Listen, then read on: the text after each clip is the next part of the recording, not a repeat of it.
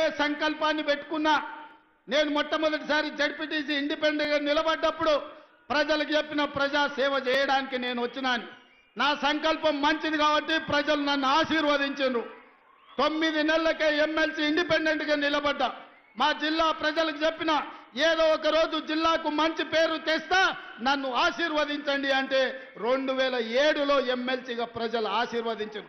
2009లో ఎమ్మెల్యేగా, 2014లో ఎమ్మెల్యేగా, 2018లో చంద్రశేఖరరావు కక్ష గట్టి ఇల్లు తలుపులు బద్దలు కొట్టి పోలీసుల్లో నిర్బంధిస్తే, పోలీసులను పెట్టి గెలిస్తే 3 నెలలు తిరిగే లోపలనే ప్రపంచంలోనే పెద్ద పార్లమెంట్ అయిన మల్కాజ్గిరిలో ఆశీర్వదించి ఎంపీగా ఢిల్లీకి పంపిస్తే సోనియమ్మ ఆశీర్వదించి పిసిసి అధ్యక్షుడిగా తెలంగాణ రాష్ట్రానికి పంపించింది.